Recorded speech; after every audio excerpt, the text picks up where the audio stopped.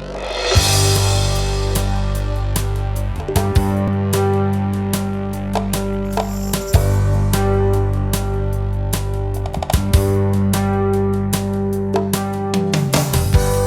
Journal, television for agricultural business decisions, is a presentation of the University of Nebraska-Lincoln's Institute of Agriculture and Natural Resources.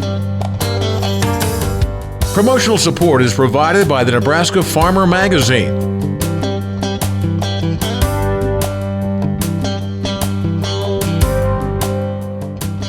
Hello everyone, I'm Troy Moling and thanks for joining us today on Market Journal. We've got a great one in store for you today, and make sure you stick around until the end of the show for a very important announcement. But first, let's get things started this week with a check on the markets.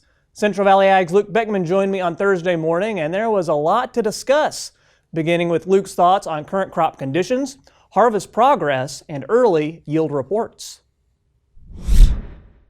Now, harvest progress, Troy, appears to be pretty well close to average in Nebraska and across the country. So things are off and running. As you look at the forecast, we're going to have a nice open window here. So really no concerns as we look at the crop coming out. As far as yield reports are concerned, I think as you look at the Western Corn Belt, Nebraska specifically, a lot of your irrigated yields that are coming off have been quite good. I think that was expected coming in. I think some of the surprise has been some of the dryland yields. We certainly had, a tougher set of growing conditions this year with the heat and how dry we were.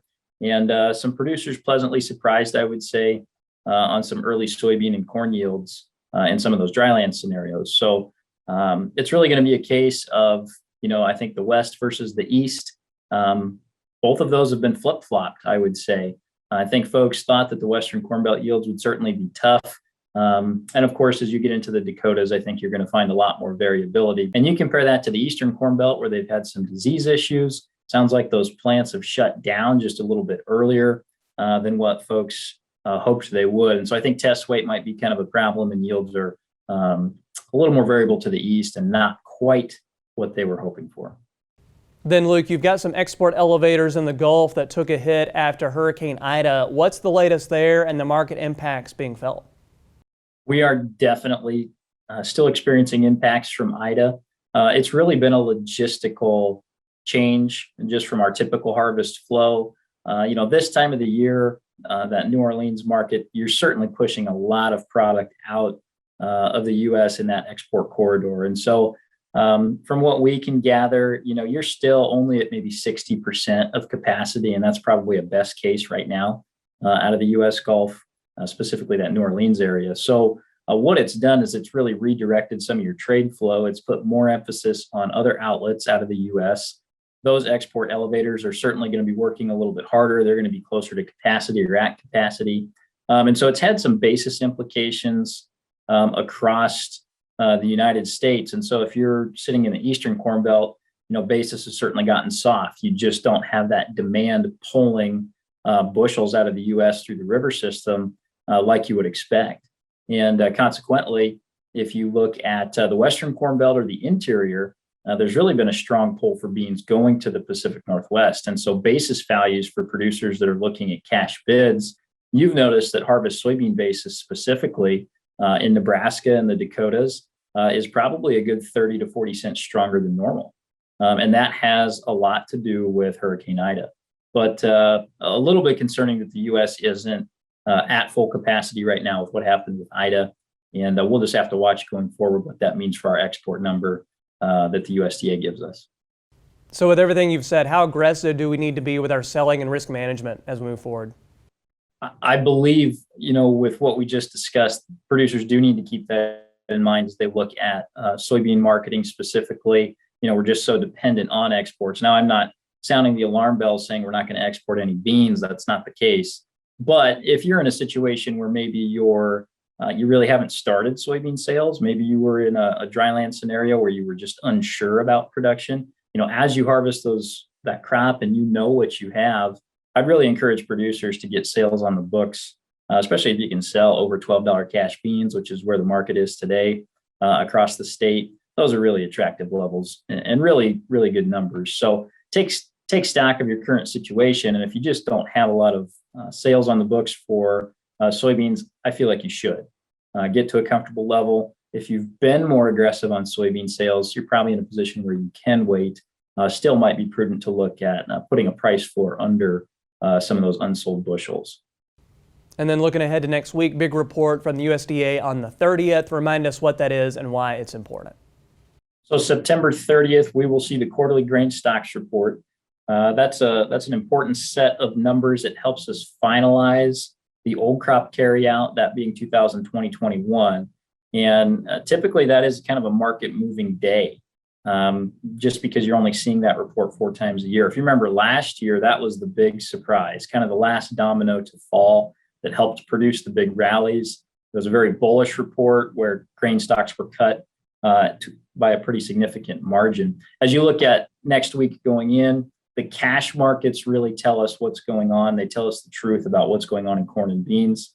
So as you look at that, corn feels really tight. Producers have noticed some of the early drying incentives. They've noticed the big basis values and the big inverse being paid in the cash market for corn currently. So corn stocks, we expect those to be tight in next week's report, which is, expected, but maybe, we can find a bullish surprise there.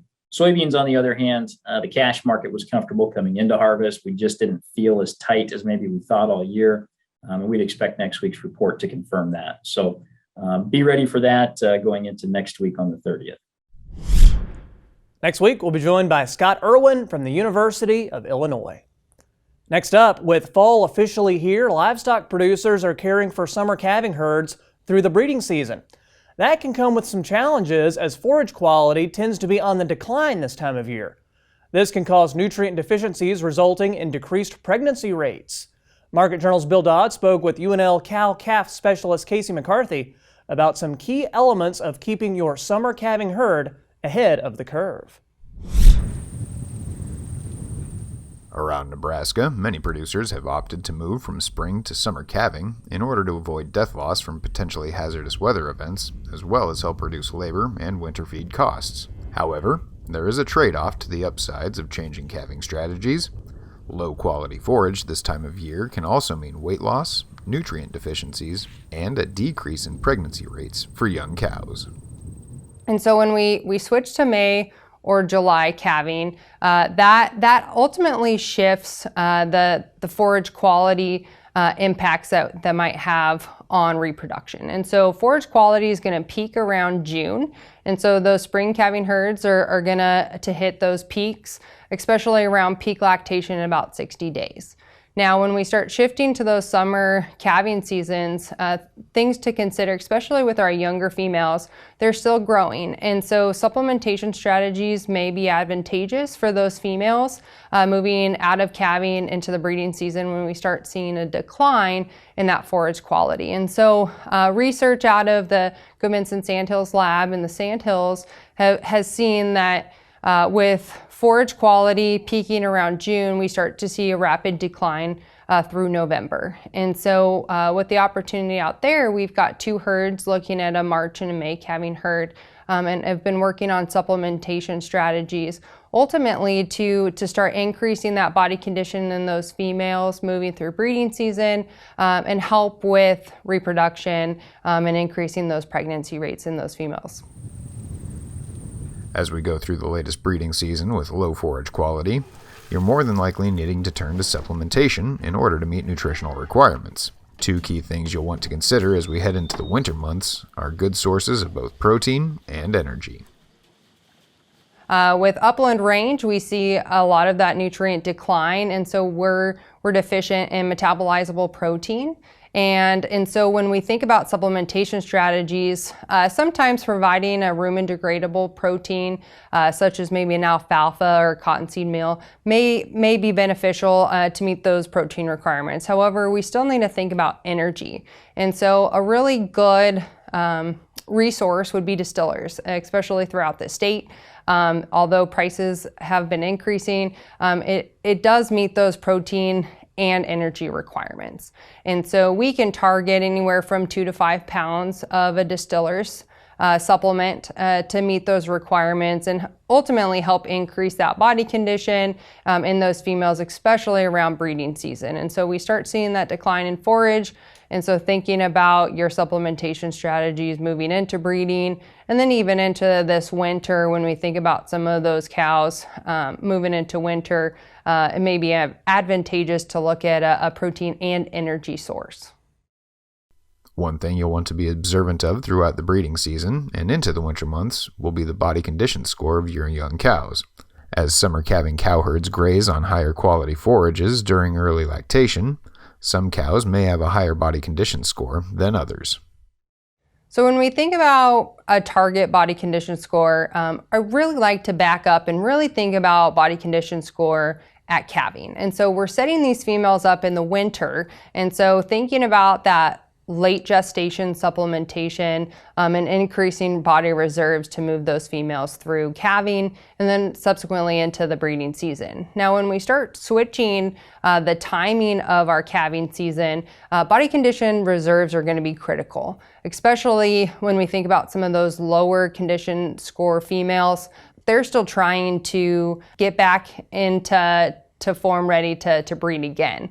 And so targeting that 5 body condition score, or maybe even 6 in maybe those younger females, really sets them up for success moving into the breeding season. There's been some research looking at lower condition and moving into those peak lactation 60 to 90 days post-calving, and increasing that energy supplement has been found to increase pregnancy rates. And so body condition in those females really correlates well with reproduction and being able to manage those females to breed back sooner and ultimately to maintain that pregnancy in throughout gestation.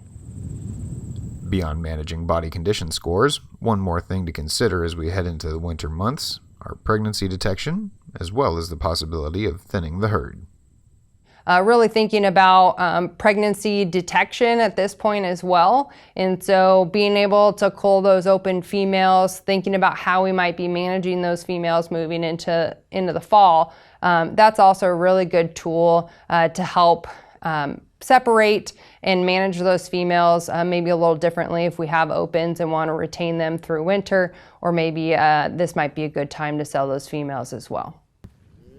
As another breeding season begins to wind down and the winter months begin to rev up, utilizing these suggestions are sure to increase the probability of getting your summer calving herd through the months ahead. Reporting for Market Journal, I'm Bill Dodd. Thanks, Bill. Kacie also tells us for younger cows in the herd, it may be a good practice to manage them separately throughout the breeding season to ensure that they're meeting their nutritional requirements. We've got more on the Market Journal website. And sticking with cattle, the impacts from a fire at a JBS processing facility last week led to fears of slowdowns in the supply chain.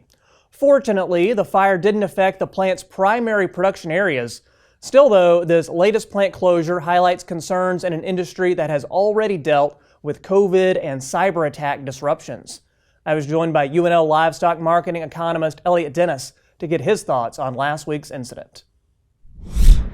Yeah, it had the potential to be kind of similar to the Holcomb, Kansas fire where the Tyson meat processing plant burned down. And the reason why there was a lot of similarities is because about 6% of all meat-fed cattle processing happened at both the Holcomb fire and at the Grand Island fire. And really what we found is that it was primarily affecting the rendering plant, so this is post-harvesting. And so that was a huge benefit, and why we didn't see a slowdown in the actual fed cattle slaughter is because it was specifically to the rendering. And it happened to do with a fan that caught the roof on fire, and it was completely isolated to the rendering plant. So while it was scary, and the futures market certainly reacted to that by selling off and saying, wow, we're going to have capacity issues again, didn't end up being quite as bad as we thought, thankfully. And so I think we'll have to see for another week or so how it actually affected total slaughter capacity or total slaughter that came through. But really, we're talking about a day and a half. You added the Dakota City, Nebraska issues with their computers, and you have basically a day and a half of lack of processing. I guess this kind of speaks to a larger issue, both the 2019 fire and this most recent Grand Island fire, about packing plant capacity, wouldn't you say? Yeah, I think the industry is really struggling with this issue about we want large plants because they're efficient. We can harvest lots of animals. It's actually easier to ship animals and harvest them in a single location. That's why we have large plants. But when we have these disruptions, whether we have the ransomware that also happened at JBS, the computer issues that the Dakota City plant, or even something larger that's unforeseen of the a packing plant fire, we can lose capacity really quickly. And ultimately what that does is it forces the market to be very responsive quickly. But when we have large plants, we're unable to really be that responsive. So industry needs to decide about how efficient we want to be at large plants versus how resilient we want to be on smaller plants. And there's large economic incentives right now from the government as far as grants to develop small and mid-sized processing plants again. Okay, and let's move on to beef demand. So domestic exports, what are the latest of what we're seeing as far as any protein shifts, beef demand, anything like that? Yeah, so I think one thing to also to make sure is that we're really fortunate here in the United States to have really steady beef demand. When we talk about a percentage of income that people spend across the different protein products, it tends to be pretty constant. Probably the biggest thing that we're really looking at is food service, right? We talk about domestic beef demand. It's really food service and retail. That's the one thing that I'm really watching is we're starting to see increasing pressure on restrictions, whether we see tighter measures of being able to go out into restaurants again, shutting down restaurants even in the more severe cases, that could really hamper food service demand. On the export side, I'm really looking at to see, what are these impacts potentially doing with the atypical BSE case that was recently announced a couple weeks ago in Brazil.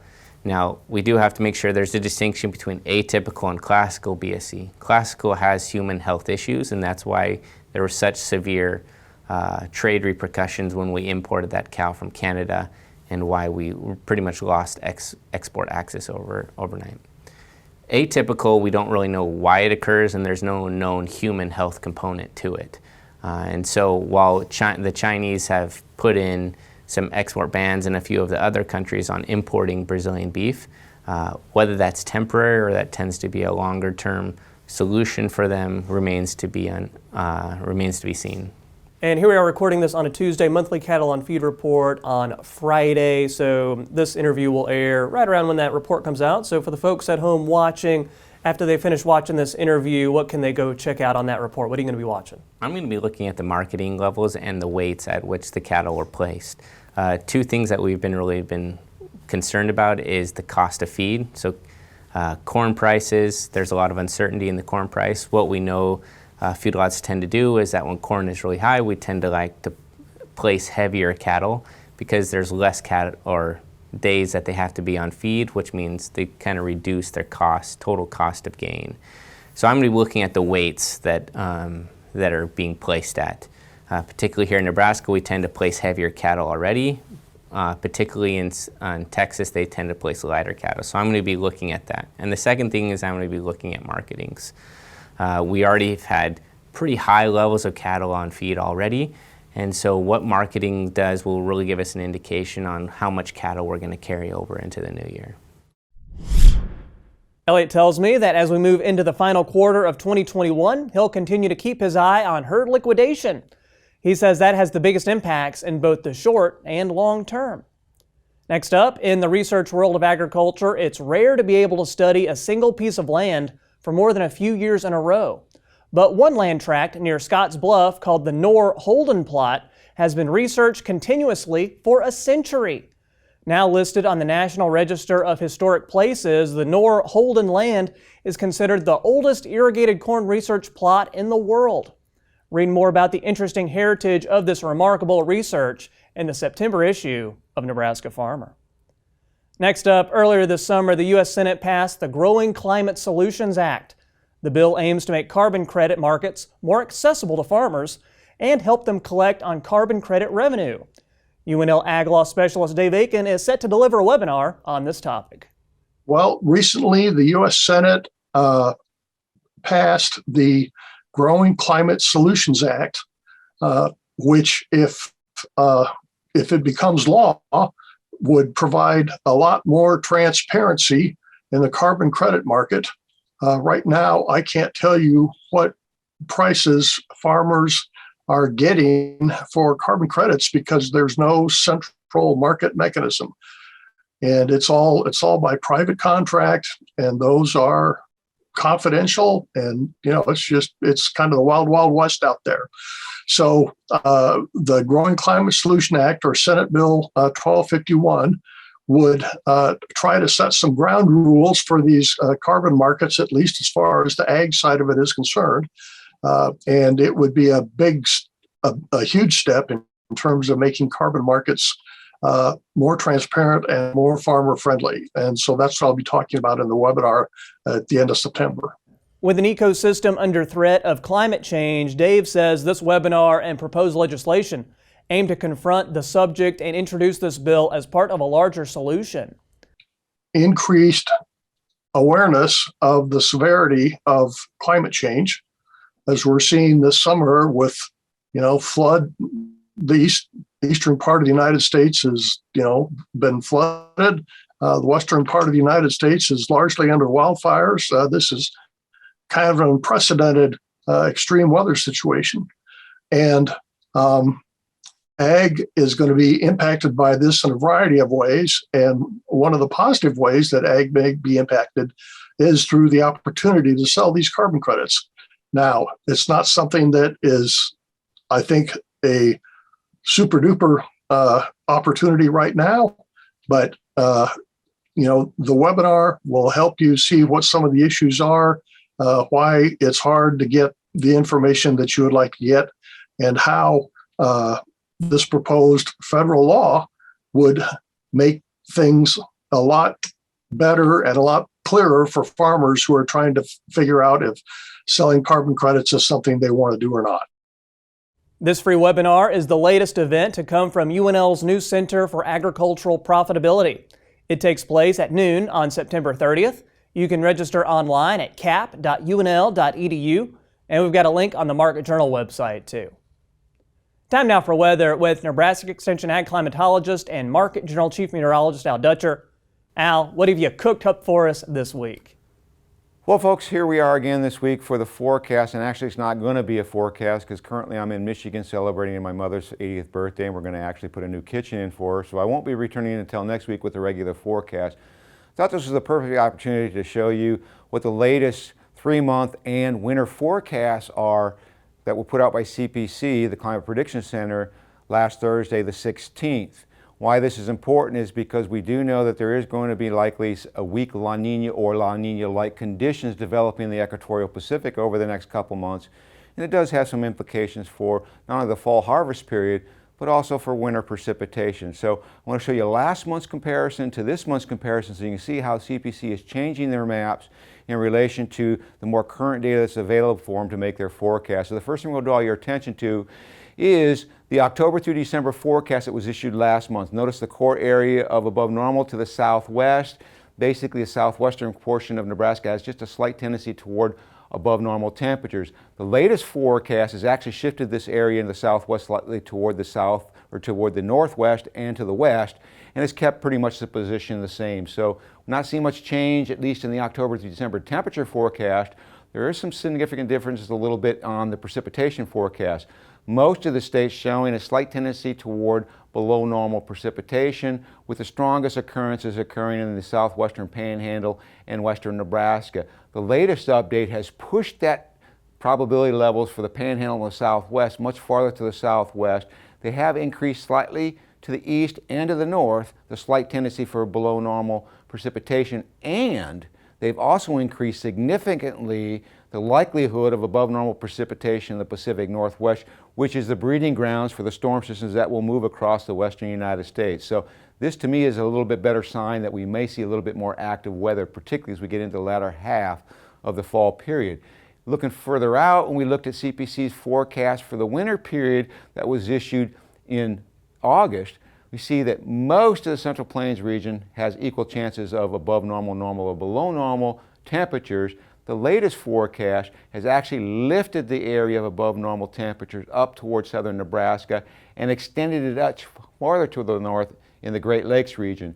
We also see that a slight eastward shift of the below normal temperatures in the Pacific Northwest, which makes sense if they're going to increase precipitation. Most of the storms coming in, we would tend to see more cloud cover and cooler temperatures. As we look at the precipitation forecast, there are some significant changes. In the Southwest, we keep the drier than normal conditions, and notice that we do see from CPC in the August release that we have above normal precipitation over the northern Rockies.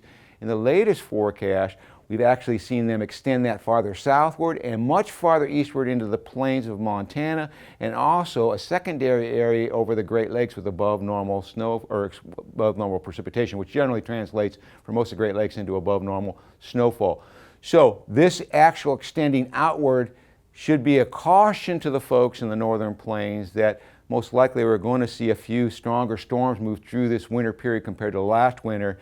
And that's the major difference between the La Nina this year and last year, is it's a very weak event, so we're likely to see much more of these storm systems moving into the region. On a very final note, we are starting to see some stratospheric cooling to much earlier than we normally see in the Arctic Circle region, and there is some thought that that will lead to a few of these polar vortexes coming into North America and Europe, so maybe a much more regular winter pattern in terms of temperatures, bringing that cold air into our region at a more frequent basis than we experienced last winter. Thanks, Al. Finally today, some personal news. This is my last broadcast of Market Journal as I have accepted a new job opportunity. I'd like to thank the whole IANR media team, especially Market Journal producer Bill Dodd. Always enjoyed our conversations and the music recommendations. I also want to thank our collection of market analysts, extension agents, farmers, and ranchers who are so generous with their time to come on the show. Truly is a team effort to put Market Journal together each week. And lastly, thanks to you, the viewer. I know you have many options as to where you can get your agricultural news, and I am grateful that you choose to get it from Market Journal. Really have enjoyed my 3+ years here as host, and I'm excited for the future of the show. That's all we've got for you today. Be sure to tune in next week. And one last time, I'm Troy Moling, and thank you for watching. Join Market Journal online at marketjournal.unl.edu. You can also follow us on Twitter, Instagram, and Facebook. Promotional support is provided by the Nebraska Farmer Magazine. Market Journal is produced by the University of Nebraska-Lincoln's Institute of Agriculture and Natural Resources.